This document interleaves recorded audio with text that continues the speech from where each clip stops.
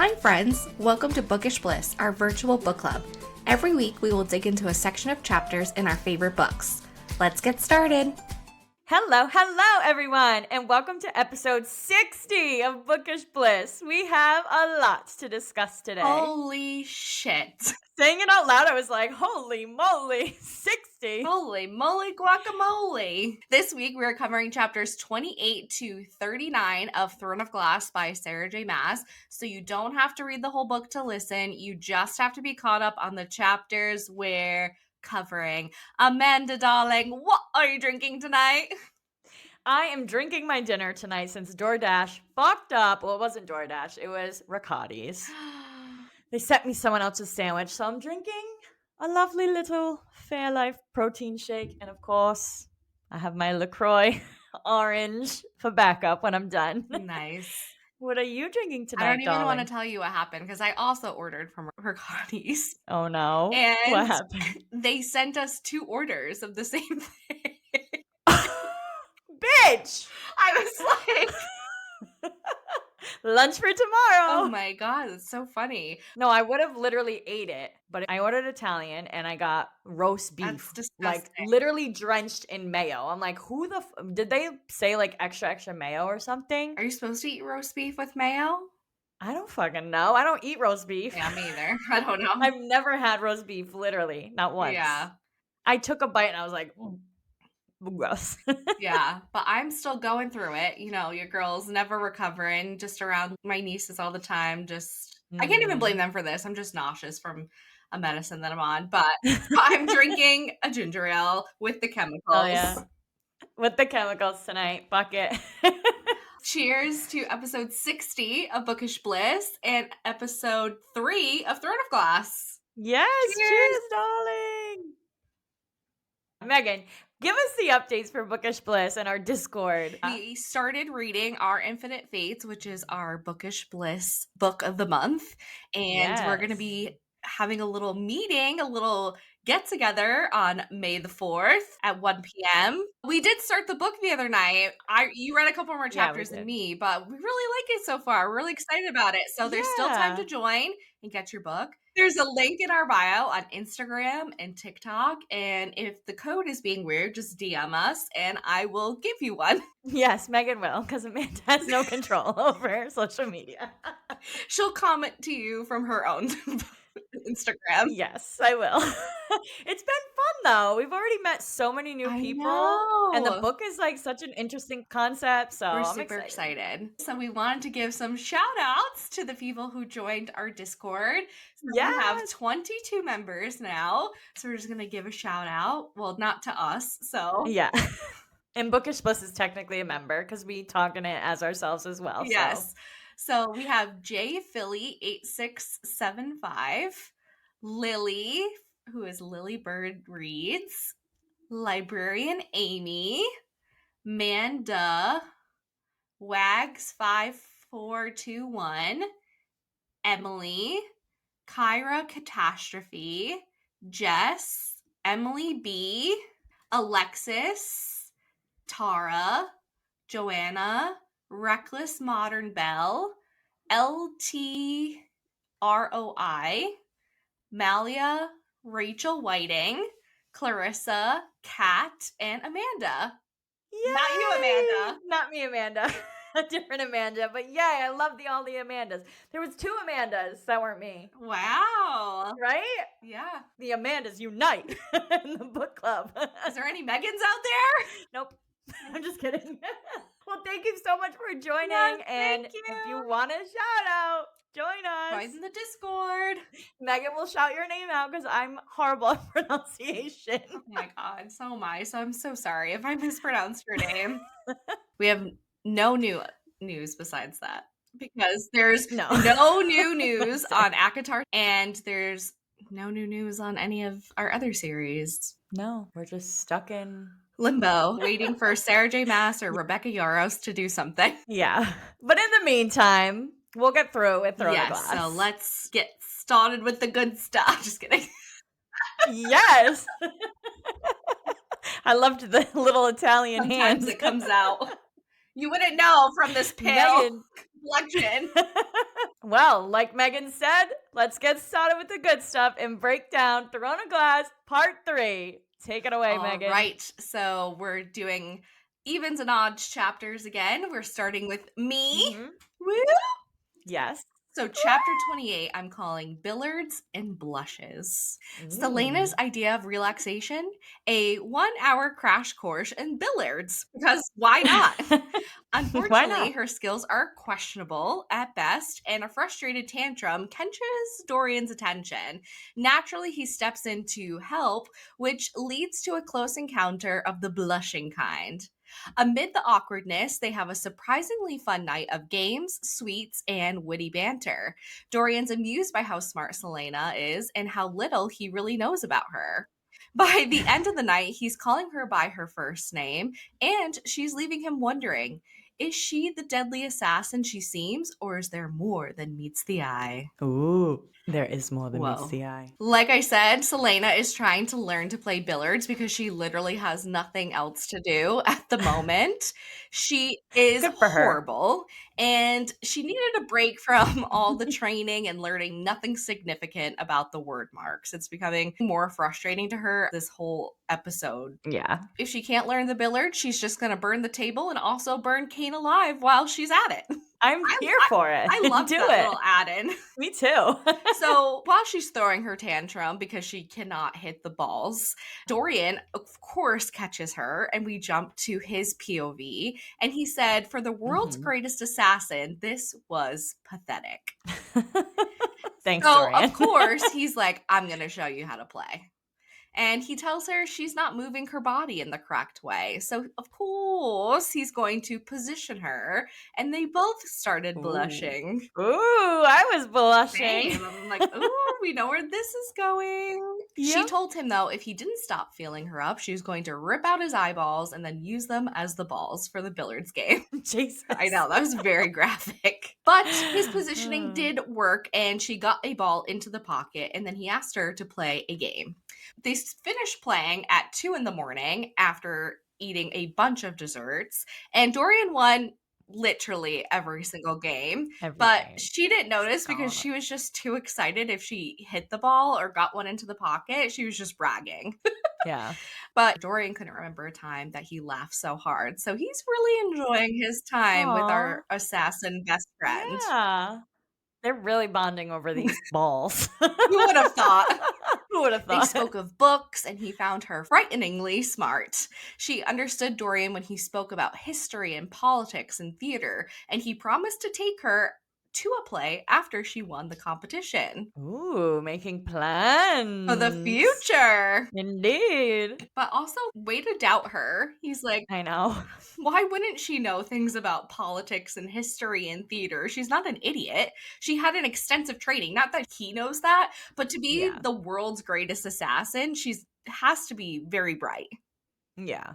But I feel like everyone underestimates her. Number Mm. 1, woman. Number 2, she's young. Yeah, And number 3, she's been in Endovier, so they literally think her brain is like mush. mush now. Yeah. But Selena has more important things on her mind. She wants to know what Dorian thinks of the murders of the champions, and does he think that they're intentional?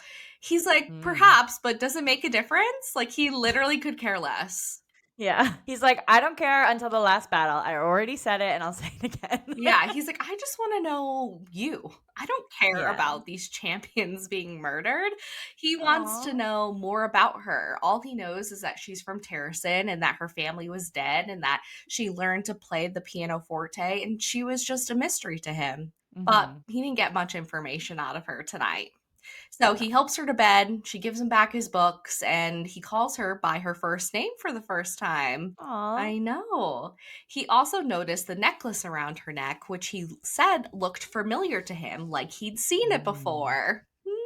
Interessante. And as he's leaving her rooms, he wonders if she became his father's champion and gained her freedom, would she remain the same? Was all of this interaction that they've been having just a facade? And he didn't want to imagine that she was just pretending. He doesn't Aw. want to get his heart broken. I hope it's not a facade. Yeah. But also, I can't make up my mind if I love Kale or him more. So, I don't know. It might be a facade. she's doing what she's got to do. Yeah, exactly. Chapter 29. Another champion test. The worst loser gets the Brullo boot.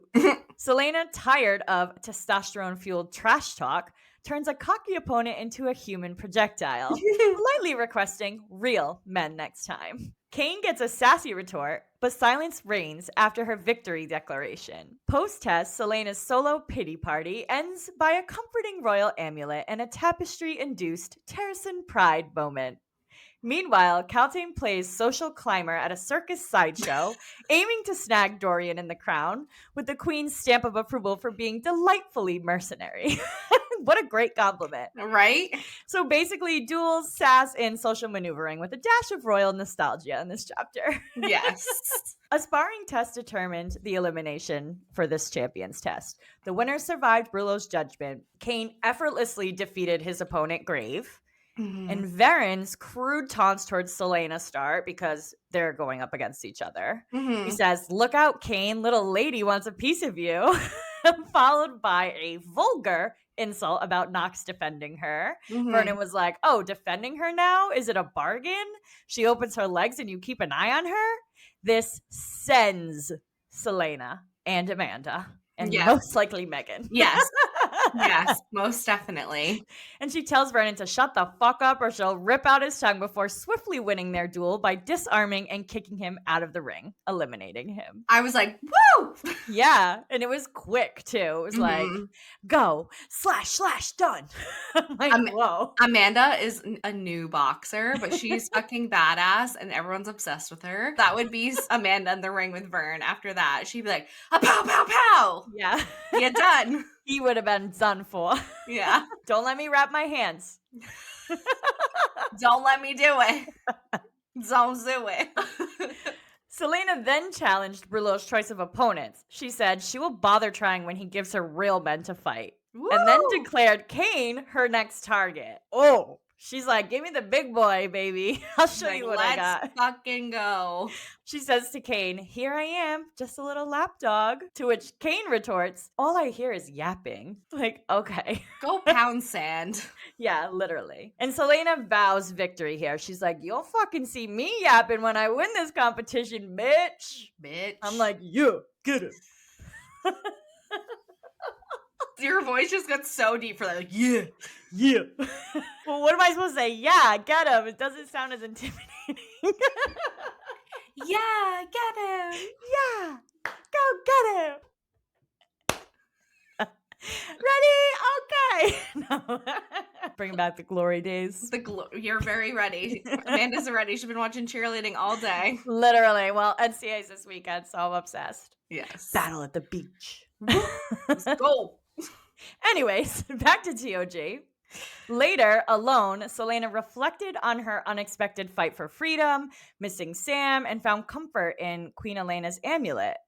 Observing a tapestry of a stag, which was Terrasen's symbol, which was gazing at Elena, she was reminded of her heritage and Elena's connection despite being queen of a Darlin.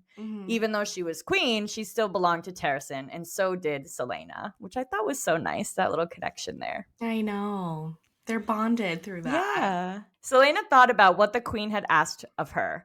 Find the evil in the castle, but the only true evil thing in it was the man ruling it. Yep. I agree. He seems evil, even though he's not even here right now. But yeah, he is full on MIA. No one knows where the fuck he is or what he's doing. Yeah, he's doing something shady. Yeah, for sure.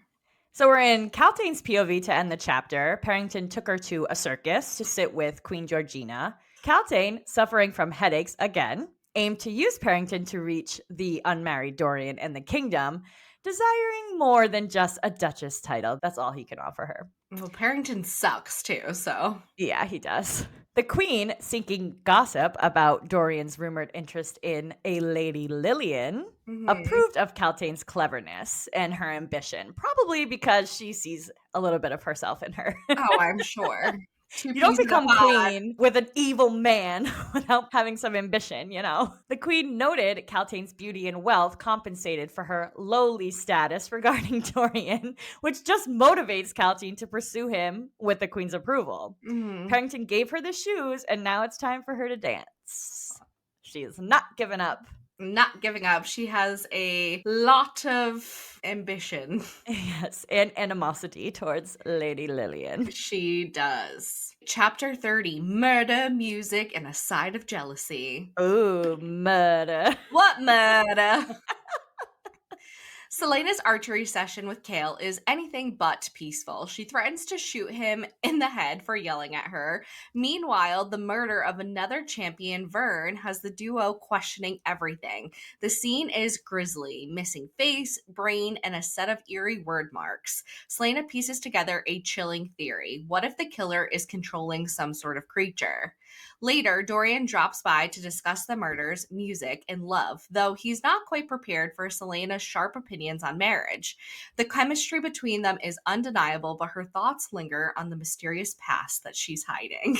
Ooh. As Dorian leaves, Kale shifts to a new POV. Suspicious of Parrington's strange reaction to Vern's death, the Duke's unsettling gaze and eerie ring are enough to make Kale uneasy, but he's got bigger worries on his plate. Something tells him, though, that Parrington's watching him too.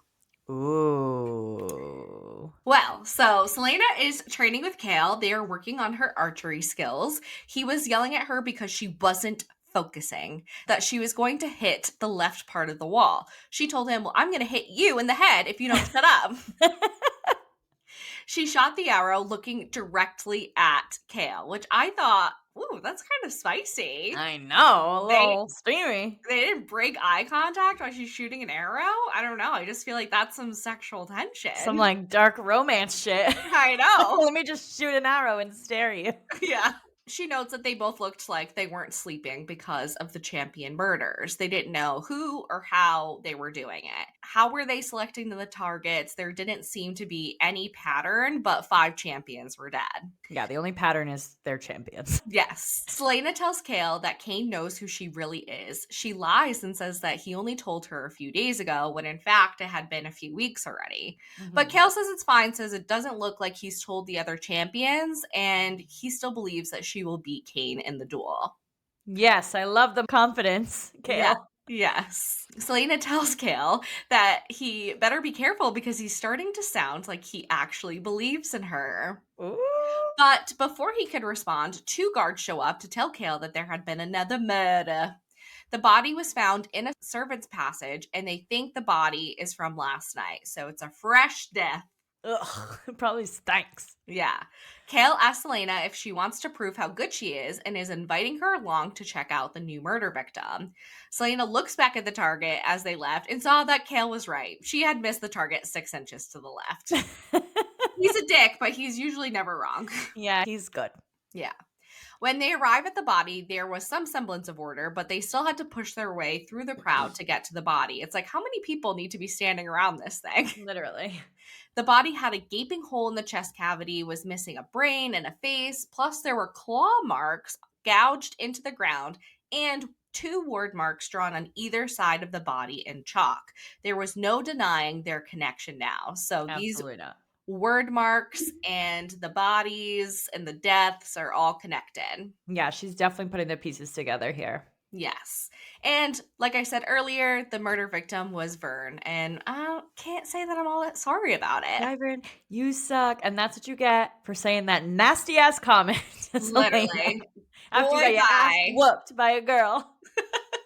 A young girl. You're Bitch. done. You're done. She noticed the claw marks were clean that were gouged into the floor. So something used the stone floor to sharpen its claws before it gutted Vern. Selena said it couldn't have been while this creature or whatever it was lying in wait. The torches were still burning, so they would have been fully lit when Vern was in this hallway. And the closest door or corner was like 50 feet down. So he would have seen this thing before he got to the spot. Yeah. So she contemplates, what if this is not an animal, but a person? And they disabled him long enough to summon a creature. So maybe there is like an animal or creature involved. But she also thinks at this point that there's a person here who's drawing these word marks and maybe summoning these creatures. Yeah. Something had sliced Vern's tendons in his ankles to keep him from running. Oh my And God. his fingernails had stone in them, like it looked like he tried to claw away while this thing was sharpening its claws on the ground. Oh my So god. he was alive when all of this was Yeah, you happening. literally can't even walk if you cut that. Yeah. Ouch. And Kale's like, "What does this mean?" And she's like, "Well, you're in a lot of trouble." That's what this means. Yep. She thinks maybe the champion killer and the evil Elena spoke of may be the same thing, which is what I thought the first time I heard Same. it. Same. I'm not sure why Like, this is like this mind-blowing conclusion right I now. know. Like, champions are not just dying for no reason. But she's not sleeping, like she said, because of these murders, and is on like hyper vigilant focus at night. But Mhm. when she does manage to sleep, I thought this was interesting. She said that her dreams were haunted by ancient battles, by swords with eyes, by word marks that swirled around her head and blinded her with their bright colors. She could see the gleaming armor of Fey and mortal warriors, hear the clash of shields and the snarl of vicious beasts, and the smell of blood and rotting corpses all around her. Carnage trailed in her wake. So even when she is managing to get some shut eye in, this is what she's dreaming about. And I'm like, I feel like this is something we Yeah. should be paying attention to. Absolutely. Nobody just randomly dreams in fantasy books. Yes, it all has meaning. Literally. But she's interrupted from her thoughts because Dorian has arrived at her rooms and it is almost midnight. Oh, a little frisky frisk. Yes, she scolds him from being there because she has a test in the morning. And Dorian, of course, just ignores her every time. She's like, "Get out of my rooms." He's like, "No, what are you reading?" He's She like, was, "This is my castle. yeah, I I'll be can wherever I want." do whatever I want. So he sees that she was currently reading A Brief History of Modern Aurelia and Symbols and Power, Eelway Culture and Customs. And she told him, "I read what I like." And not that she's looking for word marks. Yeah, I just love history and reading about it. Yeah, I read all sorts of things.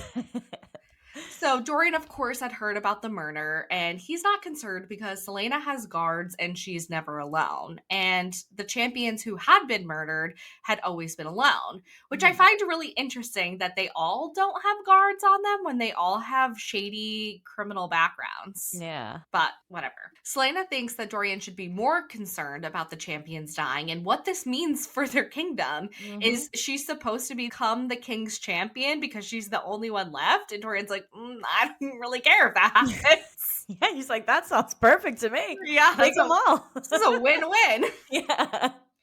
Dorian again, he's like, "I just want to know you. That's all I care Aw. about. Why do you like music so much?" She's like, "Ugh, why do you have to ask personal questions? Yeah. I like you, bro, but this is a lot." But Yeah. she does answer him because she says when she's creating or playing music, she's creating and not destroying for once.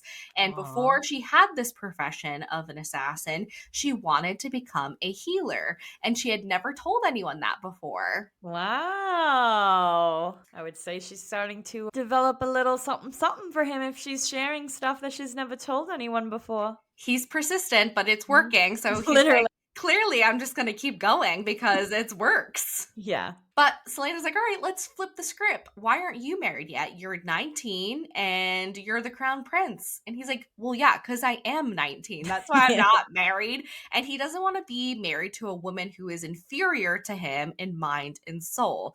But I like how he Mm. says, not like in status. He Yeah. just wants them to be able to have a good heart and be able to like keep up with his like Yeah. witty banter. Or have, like, an intelligent conversation. Yeah, not Yeah. just like stare at him like Caltane. Yeah, or But want him for his money and do anything for him, like, he needs someone to challenge him. yes.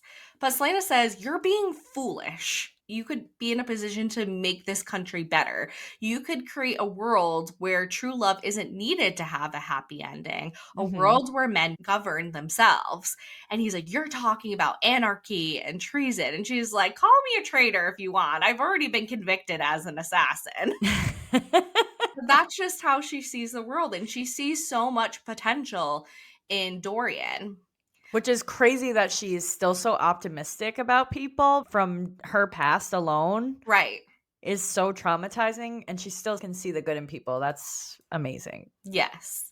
But Dorian, of course, changes the subject again and compliments her eyes. And she's like, wooing me is not going to win. Flattering me is not going to be the way. Yeah. But Dorian catches her new ring on her finger, but Uh-oh. she does not give up Kale, saying that he was the one that gave it to her. He's very jealous, though. I love the triangle. I don't want her to pick one. Don't do it, Selena. Have them both. Amanda, stop saying things. I'm sorry. I just love them both. It's so good, the triangle. I know, but people who have read these books are just going to be watching for my reaction right now. Yeah, probably. Don't say anything. Moving on. Uh-oh, is there going to be a threesome in the future or something? Oh, no. This is like a YA book until like the last book. Oh, yeah, I forgot. Stupid. But in the longest chapter ever, we jump to another POV. We jump to Kale's point of view, and he is watching Parrington. And Parrington had seemed unbothered when he told him about Vern's murder. Kale also noticed a shadow of darkness that would pass through Parrington's eyes. It happened again when he looked at the ring on his finger. Then his eyes would return to normal.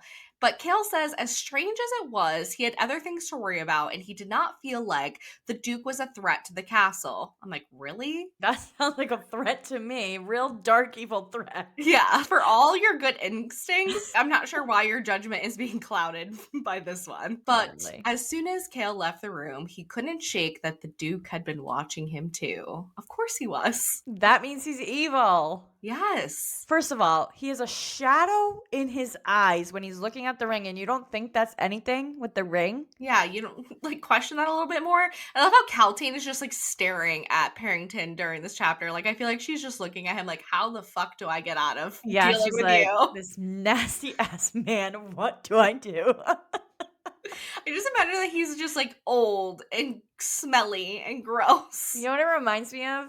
The Queen, what is it? Bridgerton? Oh, You yeah. know, they have the one about the Queen. Yeah, how Queen she's Charlotte. young. Yeah. Yes. You know, the friend that Yes. like has to marry that old ass Duke, Yeah. and she's like grossed out and has to take a bath every time. Yeah, this is what it reminds me of. Calcine in her. Yeah, she's like, ugh. Chapter 31. Ghostly Queen Elena drops by Selena's bedroom for a midnight pep talk, offering cryptic advice about looking right instead of actual useful intel. Selena, juggling a knife-throwing test and a murder mystery with zero sleep, faces a timed potion sorting challenge. Stuck on the last two vials, she remembers Elena's look right tip. And oh, look! Peller's conveniently standing there with all the answers. A quick glance, a sly copy, and voila! Selena and Peller are potion sorting champions, while others chug antidotes and turn purple. Wow. Selena's grateful for the win, but still annoyed that Elena's playing hints instead of truths.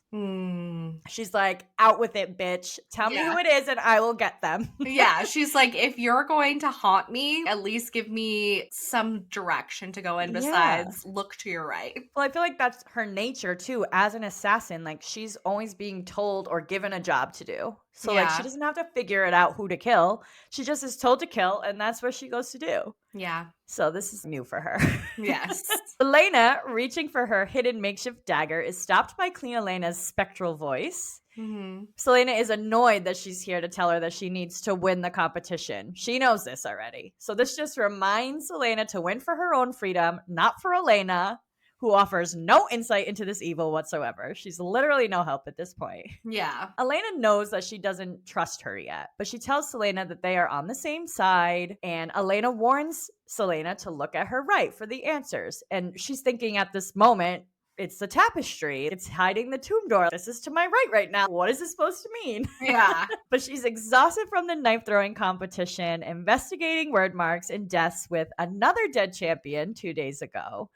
So she's getting little sleep at this point. She's like, I need a fucking break. Yeah. But no breaks here. There's another test. Selena faces a potion sorting test where they have to sort these potions from benign to deadliest with the benign poison to drink at the end. So they have to get it right or they're fucked. Identifying 5 of 7, she was stuck on 2 odorless ones. Noticing Peller to her right, who is a known potion expert, Selena realizes Elena's hint. Like she's supposed to use Peller. Peller subtly helped because he knows that she's looking and he gives her a little nod. Yep. And Selena copies his placement of the unknown potions at opposite ends. Nox and Kane reacted badly to their benign, air quotes, potions, while another champion was actually rushed to the infirmary after drinking Bloodbane. They very much lost the competition. Yes. Selena and Peller both correctly placed the non poisonous wine last, winning the test. And Selena was grateful for Elena's help, but as my summary said, she's very frustrated by her continued secrecy. She's Yeah. ready for the answers. Well, because she's literally looked in so many places to find out about word marks and investigating these murders, and she's Yeah. trapped in her room most of the time. So she's like, I need a boost. I need some help. Yeah. And it's got to be frustrating. She has just so many other things to worry about. Like, if she was solely concentrating on the word marks, I'm sure it would be a little bit different, but she has the word marks, and she has this Kale and Dorian drama, then she has the competition and Yeah. Bohemia. So she's got all this stuff she's juggling, and she just Yeah. needs a little hinty hint more than look to your right. Exactly. Yeah. Chapter 32, Friendships, Puppies, and Choking Champions. I love that you named them all. Selena and Nehemia are on their usual stroll, with Selena teaching her friend the common tongue while keeping things casual and Eelway for privacy. Nehemia notices something off with Selena, sensing the weight of unspoken worries, but promises to always be there for her. The moment hits Selena harder than expected. She hasn't had a true friend in ages. The duo ends up in the kennels where Dorian is playing with puppies, one of which Selena insists shouldn't be put down. Dorian, after some persuasion, agrees. Nehemia is convinced that there's something brewing between Selena and Dorian, though Selena's adamant that she'd rather cut out her own heart than fall for a Halvolyard. On their way Ooh. back, Selena spots Kane acting strange, like a fish out of water, clutching his throat and looking freakishly strong. He bolts away faster than humanly possible, and Selena sends a warning to Nox and Peller to lock their doors. Something is definitely up with Kane. I mean, this was like a nice chapter. It was like a fluff chapter. I feel like the only thing we got out of this is obviously Nehemia's continued lessons on the common tongue, which I think will obviously be come into play in a couple of chapters. But really what I was interested about in this chapter, which I feel like is the only useful information, was Kane at the end Yeah. when he is literally grasping his throat. His eyes are wide. He looks like he's choking. And when she asks, like, are you okay? It's like he tightens his hands on his throat, like he's stopping himself from saying something. Yeah. Because she's not alone. The guards are with her. He sees the guards with her. And then he takes off super fast. She says, like, it's not normal how fast he's moving. And it also says that he's looked like he's gained like 10 pounds in a few days, which is not possible. Yeah. That's why I feel like something fishy is going on or magical, because how is he getting so big? Mm-hmm. And this is just like the weirdest reaction. Like, Yeah, but also like when he's like running down the hallway, he keeps looking back, but he's not looking at Selena or the guards. Like he's looking beyond them, like he's running from something. So I don't know. It's just like a whole suspicious scene. yeah, But literally very the weird. only important thing that happened in this chapter. She's obsessed with one of the puppies that doesn't want to hang out with anyone else. And she's like, yeah, like why should he hang out with all of you? You suck. She saved the puppy. Yes. Or at least told Dorian to. Yeah. And he happily agrees. He's like, yeah, if you want him to live, then yeah, he will live. Yeah. I'm like, oh. And he was like, Dorian and Selena sitting in a tree. And she's like, I'd rather die. Yeah. She's like, I will never love a Haviljard. Bitch, you already do. Literally. Stop denying it. Yeah. Chapter 33. Caltain's got a migraine that rivals a royal tantrum, conveniently timed to snag Parrington's sympathy and a cleverest woman compliment. Gag me. Her jealousy over Dorian and Lady Lillian is palpable as she launches a disreputable smear campaign, all in the name of saving the crown and her own ambitions. Yeah. Meanwhile, Nehemia drops by Selena's room, not for tea and gossip, but to deliver the grim news of a brutal massacre of Eelway rebels, children included. So sad. Cue emotional support Selena, offering silent comfort in the face of royal atrocities. So one lady's playing power games and the other's dealing with real-world horrors. Just another night in the castle. Yeah. Wild. Craziness. Let's start with stupid Parrington. Yuck. He visits Caltaine to check on her since she wasn't at dinner. She's been Mhm. having these horrible headaches, so bad that she mentions it 3 times on 3 pages. Okay. Okay. That sounds a little fishy. Yes. Parrington shows concern and tells her she's one of the most cleverest women he's ever met, and the crown prince agrees. Like, why would he say that? Yeah. I mean, if he's so interested in her, why is he like mentioning Dorian so much Yeah. when he has to know like Caltine wants Dorian? Well, I mean, especially because she's literally like, "Oh, he did? Like, what did he say?" Like, blah, blah, Yeah. blah.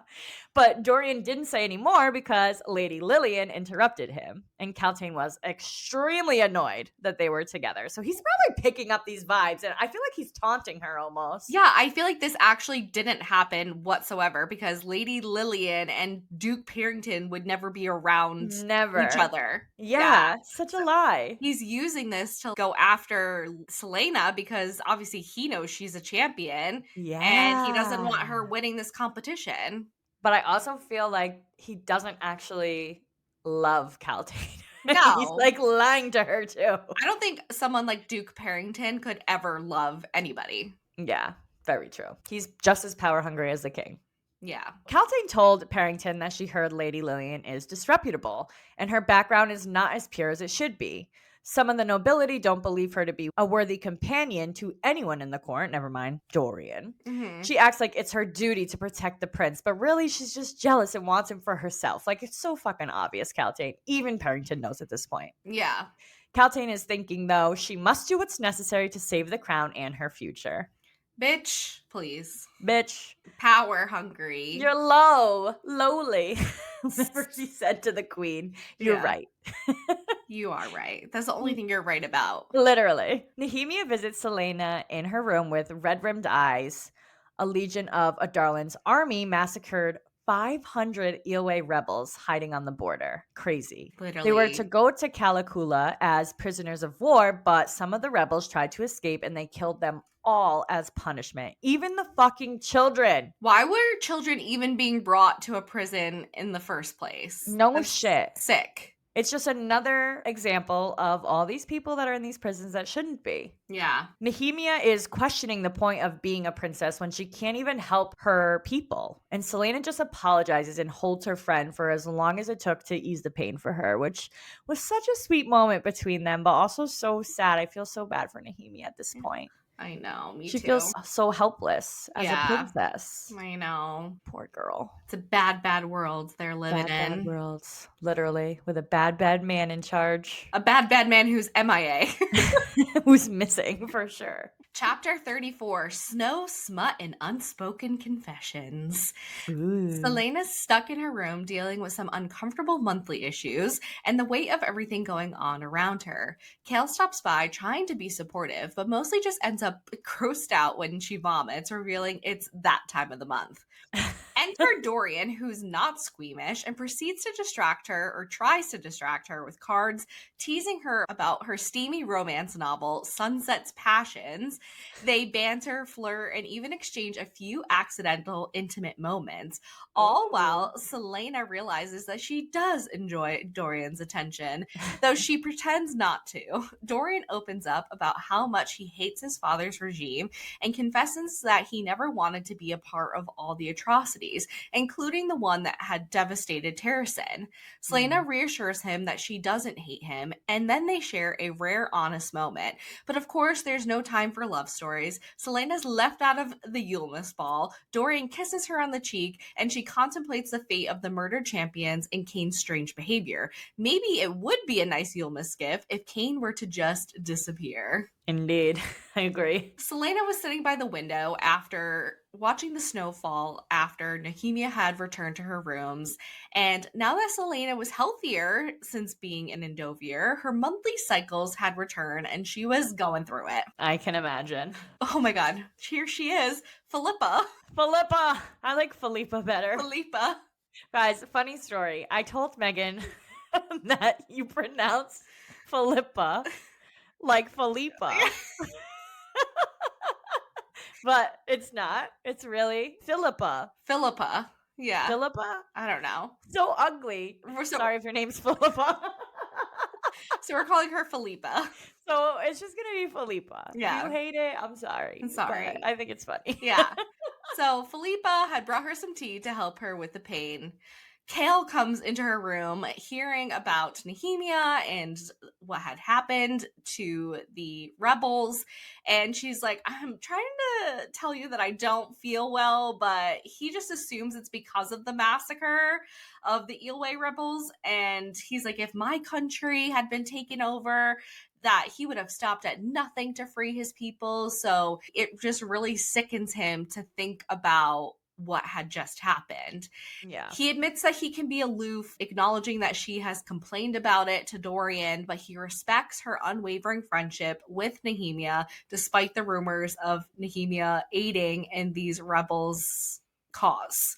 Yeah, I feel like he feels a little bit for her too, because he says if this was his people, he'd be going fucking nuts. Yeah, So he'd be doing the same thing. yeah. And when Selena suddenly vomits, Kel is horrified to realize that it's not because of the rebels, it's because she has her period and she's in a lot of pain, which I can really respect because I also get pain that is so bad that I also throw up. So Yeah. I don't want to hear from anybody when Especially two that's men. happening. Yeah. Fuck that. So enter Dorian, who now comes in, and he's like, I heard about your condition.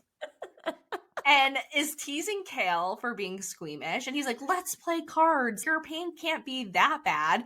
And she's like, get the fuck out of my room. And even when I was like doing these notes the other night when I was on the phone with you, I was like, I am just mad about this. Like, how dare he, the audacity to say something like that?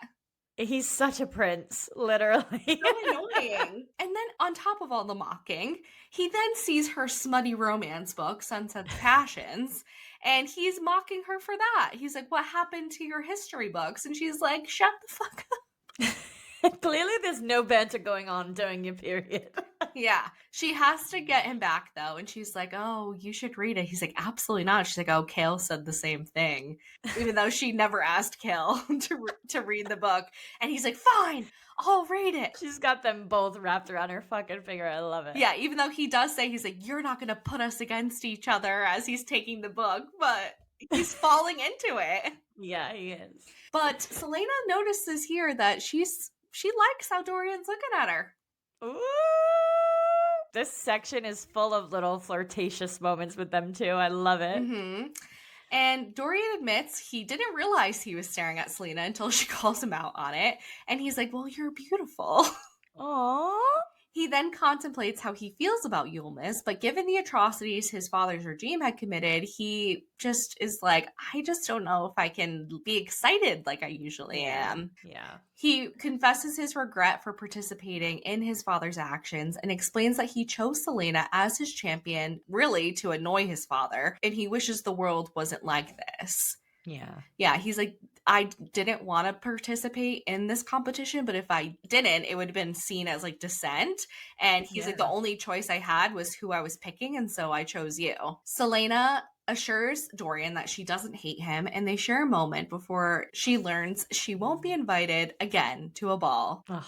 This poor girl. But Dorian promises her she'll attend all the parties she wants once she becomes her father's champion. So I don't really know what the difference is between now and later, but apparently there is one. I know, and I feel like it would not be a good outcome for them if she was the champion. Yeah. But he seems to think it will be. So I don't know. I know. And without thinking, he kisses her cheek before leaving. Ooh, We got a first smooch. little kiss. Yes. Once he leaves, Selena was wondering if before she vomited, if Kale was going to ask her about the Yulmus ball, because he did seem like he wanted to say more to her, but she vomited her guts up everywhere. But then she's like, nah, he never would have done that. But I don't know. I think he might have. Right? He brought her a ring. Yeah. She's like, I need to be worried about who's killing the champions. Maybe I should have said something about Kane's strange behavior, but she's like, well, it would be a Yulmus gift if he's dead in the morning. She's like, I don't really give a fuck what happens to him. Yeah. But she keeps her vigil, making sure nothing is lurking in her room. And she thought about all the Eelway rebels who had been buried now in an unmarked grave. Aww. So sad. R.I.P. to the Eelway rebels. R.I.P. Chapter 35. Dorian takes Selena for a romantic stroll, much to Kale's internal angst and frozen feet. He's wrestling with his growing trust for the assassin, a girl he knew had been broken at 17. Meanwhile, Dorian and Selena are all sunshines and flirtations. Yep. Nehemia is a ghost, and the competition thins out via obstacle courses and mysterious hallway homicides. Selena's amulet gets noticed by Dorian, who drops some ancient royal heirloom knowledge, making her sweat. Mm-hmm. Later, she discovers creepy word marks under her fucking bed, courtesy of some mystery chalk artist. Who the fuck did that? Who the fuck did that? Midnight Library rendezvous time. Selena catches Nehemia reading advanced text and speaking like a scholar, sparking a "wait, are you playing me" moment. Mm-hmm. Nehemia's response: "A sassy, you're just as ignorant as the rest." Ooh. Trouble in paradise. What happened to we're friends? Right? Selena finds a word mark note, realizing Nehemia, the stay away from the word marks friend, might just be the word mark mastermind. Mm-hmm. Friendship, betrayal, it's all very cloak and dagger. Oh my God. Drama. The drama. Dorian invited Selena on a walk, and Kale is watching from the second window like a little fucking creep. Yeah. Kale's every instinct is telling him to follow closely behind since she's dangerous, but he couldn't make his feet move. With each day, he was letting the barriers melt between him and Selena, and he knew that she could win. Well, he's starting to love her too, I think. He couldn't stop thinking about Selena at 17 in Endovier, and that she was just a girl, and he didn't even think he would survive if he was in that position. That was crazy. Yeah. He was training at that age, and Dorian was courting girls without a care in the world.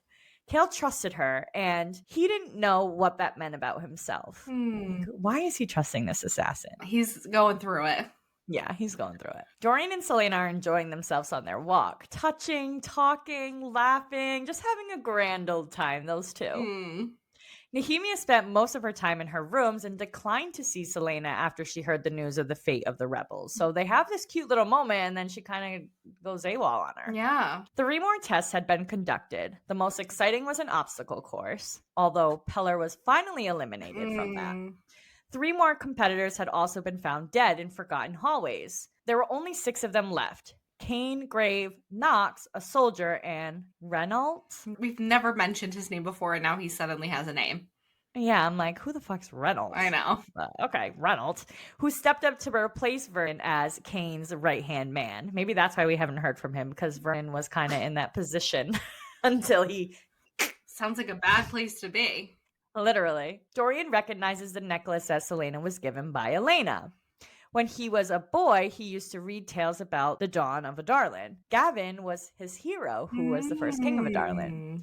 He called the amulet the Eye of Elena, and that it had been lost for centuries. Selena played it off, though, that, perhaps it was a replica, and switched the subject to when his brother was coming. But the snows in the mountains prevented Holland from coming home, which Dorian was actually happy about. Yeah, that freaking weirdo needs to stay little monster. Yeah. Yeah, keep him away. It had made Selena anxious that Dorian noticed the necklace. If the king noticed, he could kill her on the spot for wearing an heirloom of his house. And she still wasn't sure what Elena's motives even were at this point. So she's like, is this fucking risk even worth it? Yeah. Selena dropped her book underneath her bed when she heard a door and was spooked for a minute before she realized it was Philippa. Can't say her name without laughing now. Yeah. She got up to retrieve it and noticed a dozen word marks under her bed, drawn in chalk. So she already recognized them next to that dead champion. Now she's recognizing them literally under her bed. Are they marking her that she's next? And how did they get in there? Yeah, without her knowing. Yeah. The word marks formed a spiral, and there was a larger mark in the center that she actually recognized. She had seen it on the side of Vernon's body. She splashed water all over the drawing and dried it with a towel and left her room. She was like, get me the fuck out of here. Time to go. I gotta find something else to do.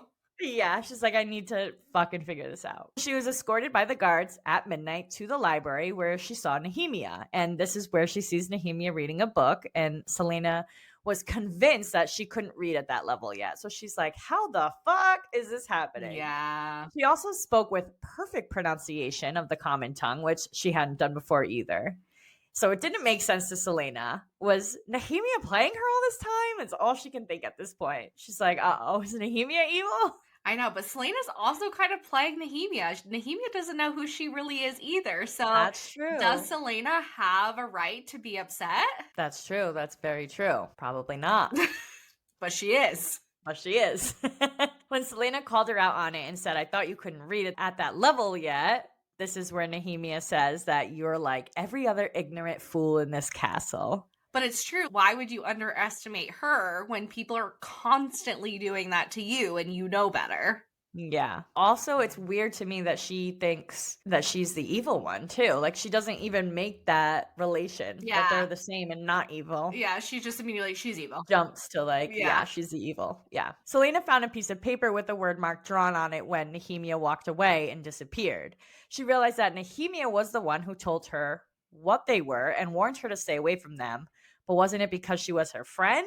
Nehemia had every reason to deceive them and to plot against them. Her father's title was ripped from him. The people of Eelway were being kidnapped and turned to slave. And now we've got these 500 Eelway citizens that had just been murdered. Mhm. But why would Nehemia plot against her specifically? This is all Selena can think about, Yeah. which I agree. Why her specifically? Yeah. I Right. don't think it's her specifically, but. No, me either.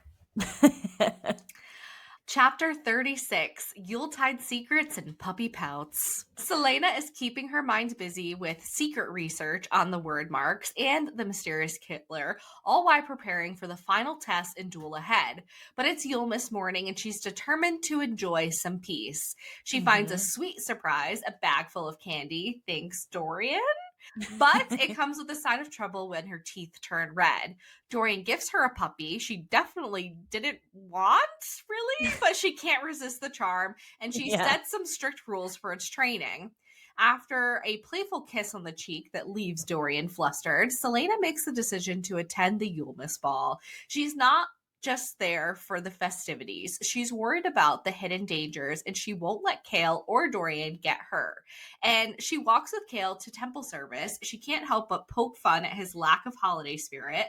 Underneath all the teasing, Selena's beginning to realize that maybe she doesn't loathe Kale as much as she used to, but she still has a few surprises up her sleeve for tonight's ball.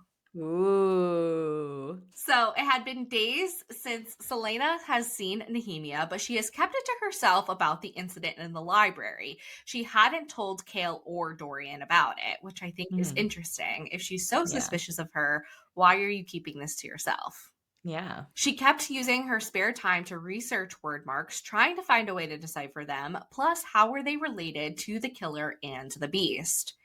She passed another test, and now there was only 5 of them left. The soldier had been sent home.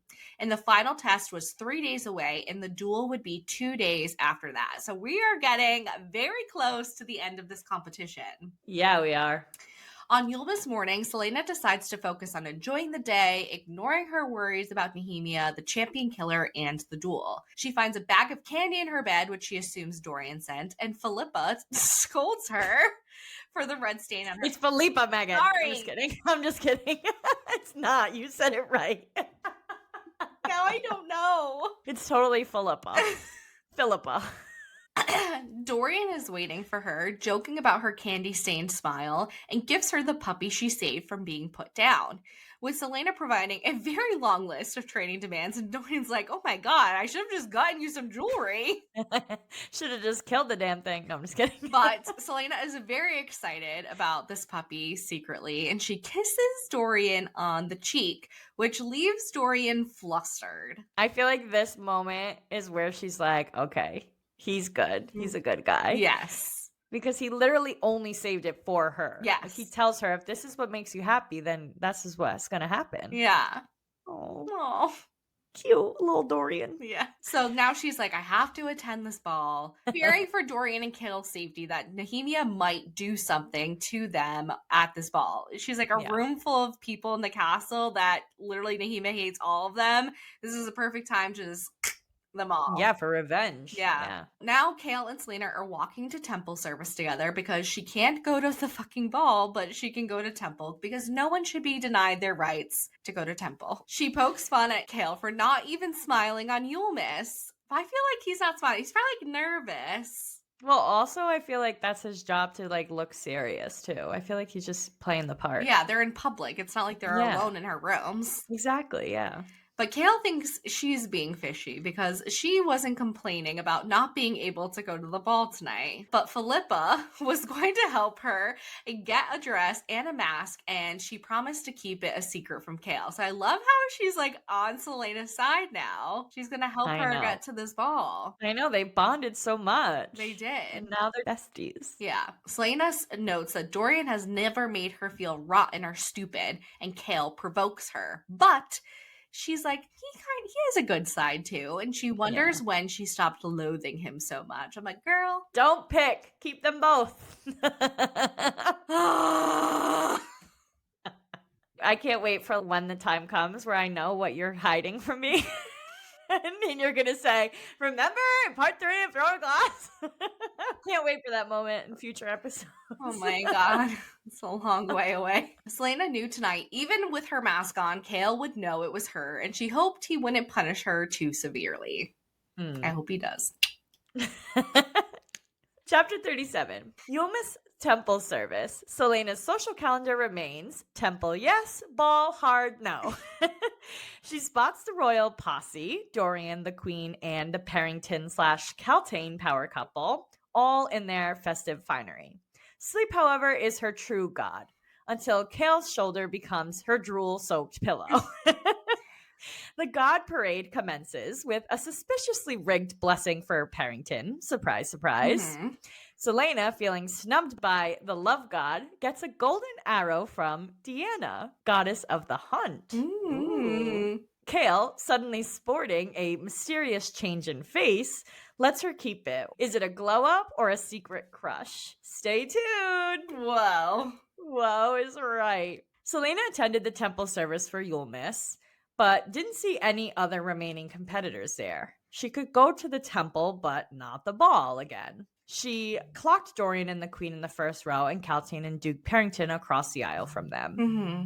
Right in the front row up there. Those little... Of course. Little fucking ambitious assholes. Little fuckers.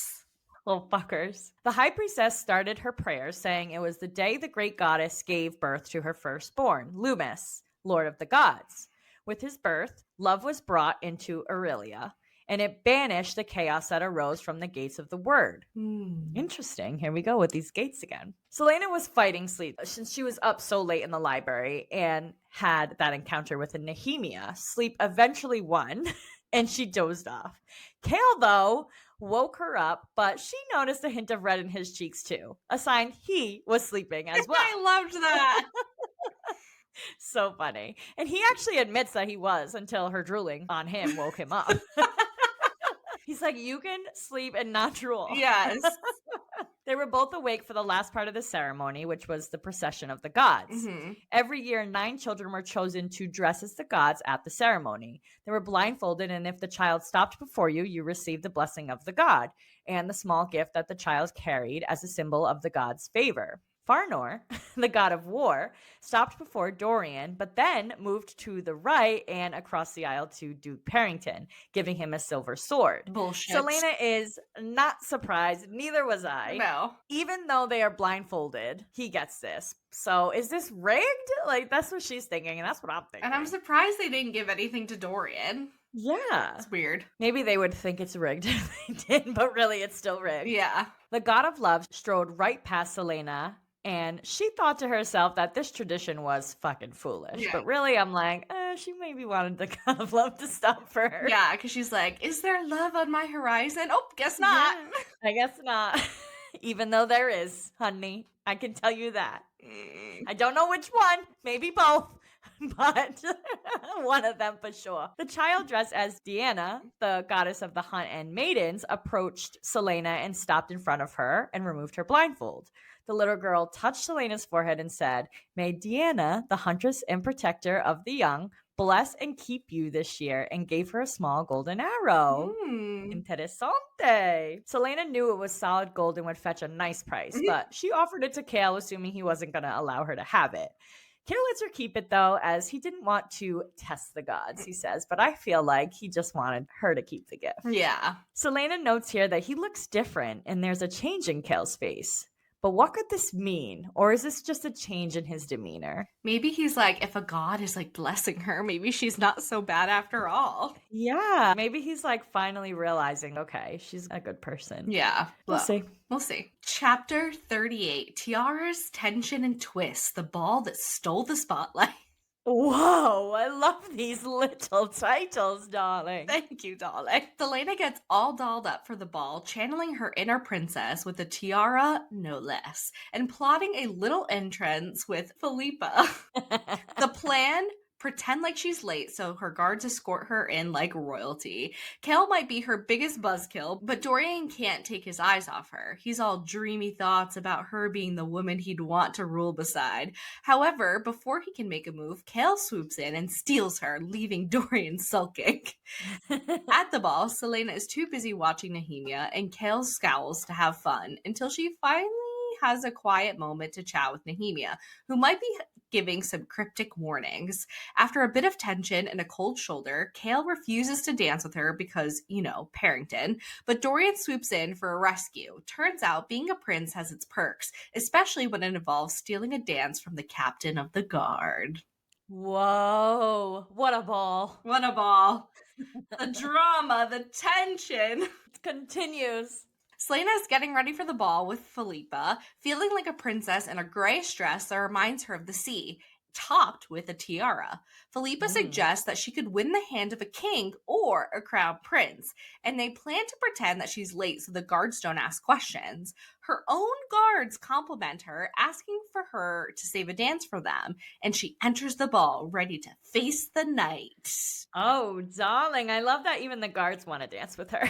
Yeah, her guards are literally obsessed with her. Literally. Dorian immediately notices Selena as she enters the ball, captivated by her presence, and even through her mask, he recognizes her. He's momentarily frozen, feeling as if she's a dream, where he's not a prince, but a king. Ooh. As she reaches the bottom of the stairs, he finally prepares to approach her, but Kale beats him to it, taking her hand. Dorian, sensing an uncomfortable conversation ahead, decides to stay out of it. Interessante. But as he watches, people around him gossip, questioning whether Selena would marry a guard, but Dorian remains tight-lipped, pretending not to know her identity. Yeah, he's like... Which is so funny because Haldane, obviously this is in your chapter, but clocks her right away. Like it's pretty obvious that it's Lady Lillian. Yeah, I mean, who else would it be? Right, exactly. There's just this mysterious person that just got let into the castle. By all these guards? Yeah. Kale pulls Selena into a shadowy alcove, questioning her decision to attend the ball. He's like, "Are you nuts?" Yeah. She keeps her suspicions about Nehemia to herself, saying she just wanted to have some fun.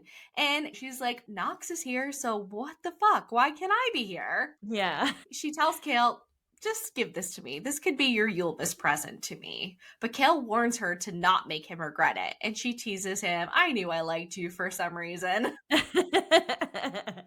Meanwhile, Dorian is dancing with another woman.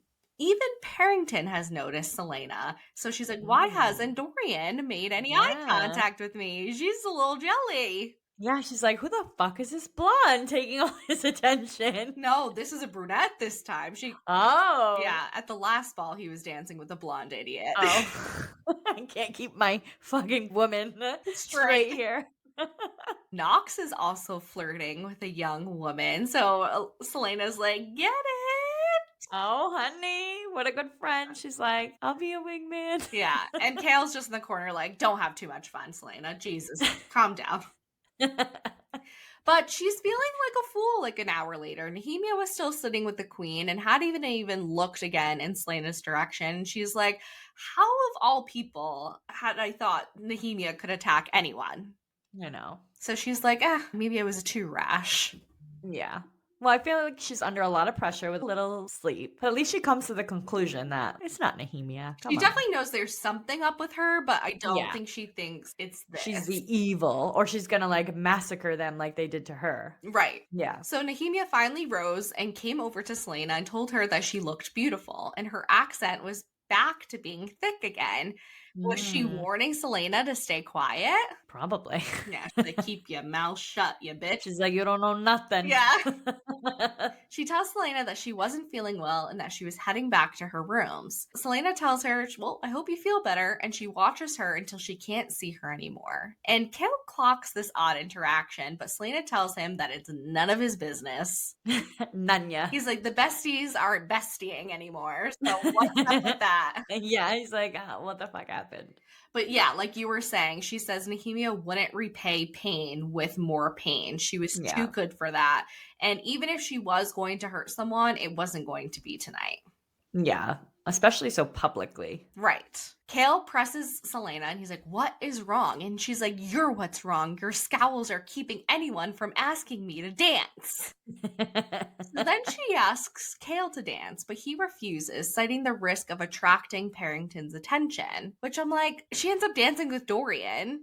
So No. why won't Kale? I feel like that was just a stupid excuse. Well, I feel like it was not even Parrington. It was more like he doesn't want to deal with Dorian. I feel like Yeah. he knows there's something going on there, and he's like, I'm the captain of the Royal Guard, the best friend.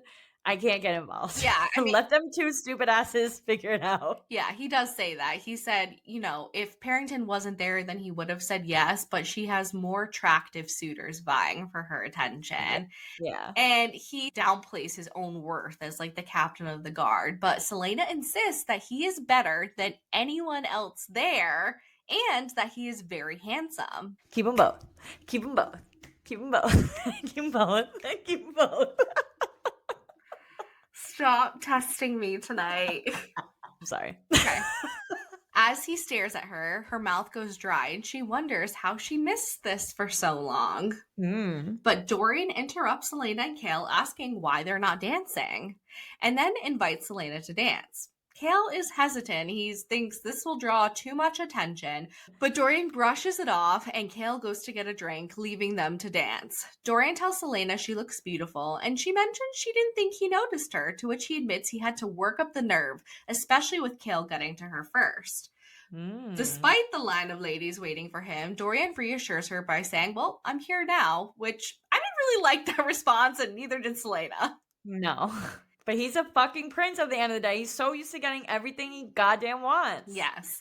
Selena agrees to dance, and as they do, the world around them fades, but she's still keeping an eye out for what's going around in the ballroom. Yeah, for sure. She's an assassin at the end of the day. Megan out. Megan out. Bye. Well, no, you have to stay.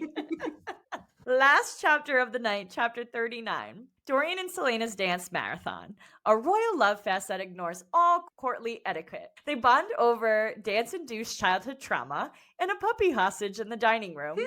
Dorian's dying for a kiss, but pesky royal duties and assassin career paths get in the way. Kale, meanwhile, fends off Otho's gossip mongering about Lady Lillian and Dorian's obvious infatuation with Selena, then storms off in a jealous huff. Caltain's headaches return again, fishy, along with her plan to eliminate Lady Lillian because Dorian is no longer an option. Selena and Dorian's post-ball rendezvous involves stolen kisses, a brief wait and dovier moment, and a final irresistible smooch.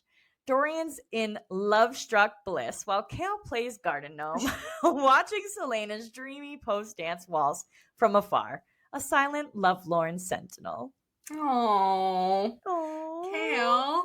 here we go with Dorian and Selena just dancing the night away together. Mhm. It wasn't polite for a prince to focus on just one lady, but he couldn't focus on anything else. Selena tells Dorian he has a lot of stamina, and she tells him he was punished for a kid with dance lessons. She's Ooh. like, ooh, you must have been a very naughty boy. If this was a dark romance, like, it would have been I so know. dirty. I know. I wish it was. Yeah. But it's okay. We'll get there, hopefully. They talk about her You'll Miss present, her puppy, who is currently locked in the dining room for safety and furniture preserving purposes. He wanted to kiss her badly, but he knew once the ball was over, she would go back to being an assassin and he would go back to being a prince. Mhm. So he's feeling a little hopeless about their relationship. Otho, a courtier, had some questions for Kale about Lady Lillian. He thought she was with Kale, but when Kale told him they weren't together, he wanted to know who she was. Was she new to the court? He mentions Kale stopped dining at their table too. And Kale's like, it's been 3 years, Otho. Yeah. Like, what the fuck are you doing here? Yeah. Otho said he should come back, that they missed their conversations. Kale knew it was a lie. They just wanted the information on Selena. Mhm. He had a womanizer reputation, this Otho character. Yeah, Kale's like, "Get out of here." Yeah. He asked Kale if she was with the prince, and when Kale said no, he said, that's strange because it looks like he's in love with her. So now he's like onto a new guy going after Selena. He's Yeah. seeing the love in Dorian's eyes. Unable to look at his friend any longer, Kale just left the ball. So this actually like annoys him, Yeah. which is kind of sad. I think he says he didn't say it looked like she was in love with him. Yeah. Yeah. It only looks like one way. Yeah. So we get a short Kaltane POV, and she is heated about Dorian and Lady Lillian. Yes. Parrington was drunk, and she'd have to think of a way out of this relationship as soon as possible. She was like, what am I going to do? This guy's going to want to fuck soon, and I am not about it. No, she's not. Dorian didn't seem to be an option anymore, though, because, you know, he's fucking in love with Lady Lillian. Yep. She complains of a headache again. What is this, like 5 fucking times in this 100 pages? Yeah. She decides there's no options now. Lady Lillian has to be eliminated. Jesus. There's something fucking weird with these headaches. Yeah. Something's up with that. Mhm. There's no way she's continuously having headaches for no reason. Yeah. And it's mentioned multiple times. But anyway. Even if Selena had gone to the ball for the wrong reason, she had fun with Dorian.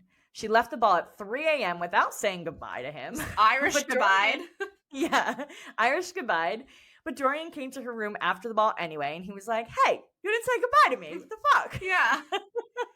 He tells her that he is not interested in court ladies and kisses her. Like real kiss, not like smoochy smooch on the fucking cheek. Yeah. On the This is leg. like tongue. Yeah. And she kisses him back. Yeah. With short breaks in between, he kisses her again, deeper and full of need. So now he's like claiming her. Selena was enjoying everything about this night and this moment with Dorian. Like she's on cloud fucking 9. Yeah. But she thought about meeting Dorian in Endovier and how different he was now. But thinking of Endovier, she's like, oh fuck.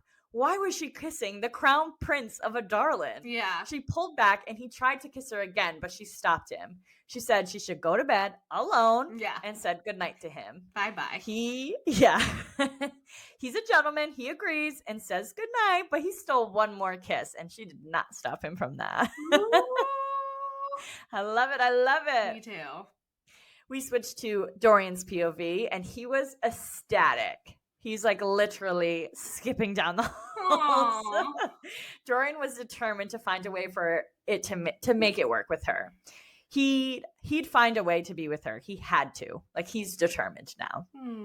Then we switched to Kale's POV, and Kale was in the garden looking up at Selena as she waltzed alone, lost in her dreams on her balcony. But he knew that those thoughts were not of him. But he still watched until she went inside, and she never looked below once. She was just in her own little world after a happy, flirtatious night with smooches, smooching everywhere. And she's like such in bliss, just like happily waltzing on her patio. And here's Kale, the garden gnome. Yeah. Just staring at her. Well, she got to be like a normal girl. I know. For like once in her life. I know. And then reality's going to crash on them, but, you know, Gotta take the moments we can take. Exactly. But that is all we have for you today. Yes. Please let us know what you're thinking by leaving us a review and comments on any of the platforms you are listening/watching on or on our social media pages. This helps tremendously to get the word out and lead more listeners to find our show and tune in. And come join our book club Discord. You can find the link in our bios on Insta and TikTok. And this month we are reading Our Infinite Fates by Laura Stephen. We love chatting with you guys, so don't be shy and join us. Don't be shy. Don't forget to email, follow, subscribe, rate us 5 stars, and tell all your friends about us. And we hope the rest of your day is blissful. Bye! Thank you so much for listening. Join us next week where we start part 4 of Throne of Glass by Sarah J. Maas, covering chapters 40 through 55. Happy reading!